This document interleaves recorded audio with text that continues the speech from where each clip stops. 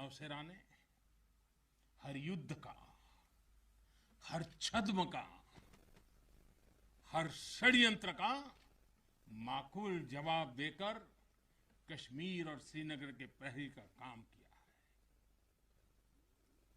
आजादी के तुरंत बाद ही दुश्मनों ने इस पर नजर खड़ा करके रखी हुई थी। नौशेरा पर हमला हुआ, दुश्मनों ने ऊंचाई पर बैठकर इस पर कब्जा जमाने की कोशिश की, और अभी जो मुझे पूरा वृत्त वीडियो समेत सारी चीजें मुझे देखना समझने का मौका मिला, और मुझे खुशी है कि नौशेरा के जाबाजों के शौर्य के सामने सारी साजिश से धरी की धरी रह गई। दोस्तों, भारत माता की जय! भारत माता की जय! भारत माता की जय! भारतीय सेना की ताकत क्या होती है, इसका एहसास दुश्मन को शुरुआत के दिनों में ही लग गया था जी। मैं नमन करता हूं नौशेरा के शेर ब्रिगेडियर मोहम्मद उस्मान को, नायक जदुनाथ सिंह जी को, जिन्होंने देश की रक्षा के लिए अपना सर्वोच्च बलिदान दिया। मैं प्रणाम करता हूं लेफ्टिनेंट आर राणे को, जिन्होंने भारतीय सेना की जीत का रास्ता प्रशस्त किया था। ऐसे कितने ही वीरों ने नौशेरा की इस धरती पर गर्व की गाथाएं लिखी, अपने रक्त से लिखी हैं, अपने पराक्रम से लिखी हैं, अपने पुरुषार्थ से लिखी हैं, देश के लिए जीने मरने के संकल्पों से लिखी है। अभी मुझे, ये मेरा सौभाग्य था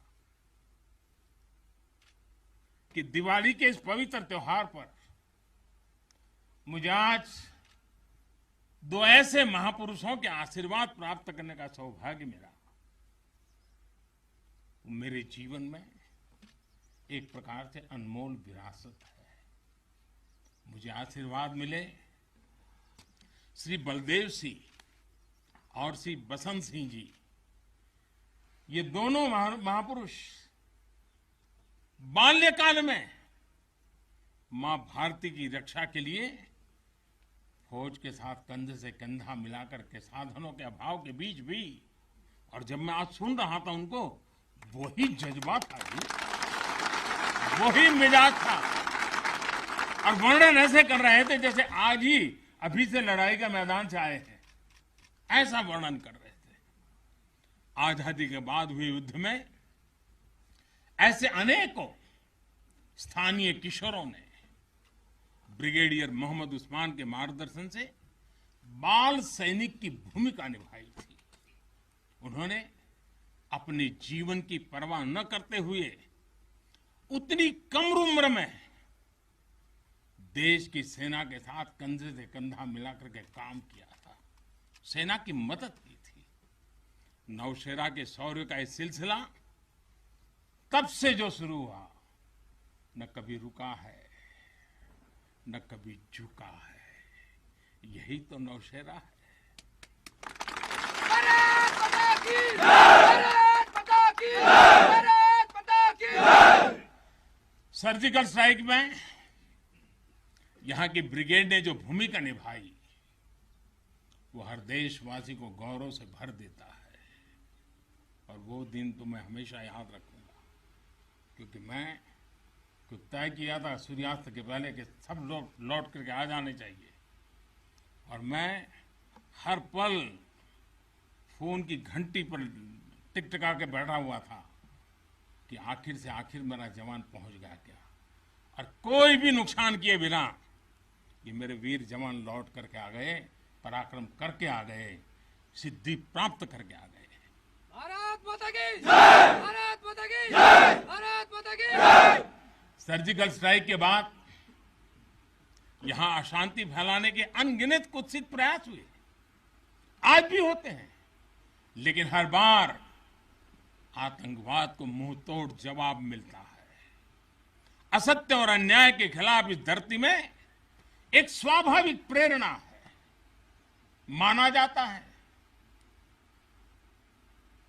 और मैं मानता हूं ये अपने आप में बड़ी प्रेरणा है। ऐसा माना जाता है कि पांडवों ने भी अज्ञातवास के दौरान अपना कुछ समय इसी क्षेत्र में व्यतीत किया था। आज आप सबके बीच आकर मैं अपने आप को यहां की ऊर्जा से जुड़ा हुआ महसूस कर रहा हूं। नारी शक्ति को नए और समर्थ भारत की शक्ति बनाने का गंभीर प्रयास बीते 7 सालों में हर सेक्टर में किया जा रहा है।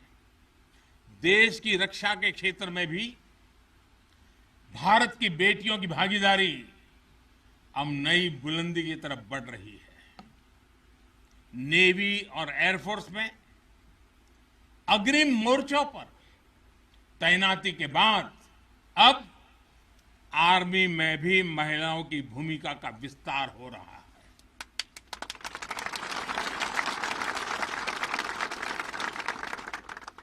मिलिट्री पुलिस के द्वारा बेटियों के लिए खोलने के बाद अब महिला अफसरों को परमानेंट कमीशन देना इसी भागीदारी के विस्तार का ही हिस्सा है। अब बेटियों के लिए नेशनल डिफेंस एकेडमी, राष्ट्रीय मिलिट्री स्कूल और राष्ट्रीय इंडियन मिलिट्री कॉलेज जैसे देश के प्रीमियर मिलिट्री संस्थानों के दरवाजे खोले जा रहे हैं।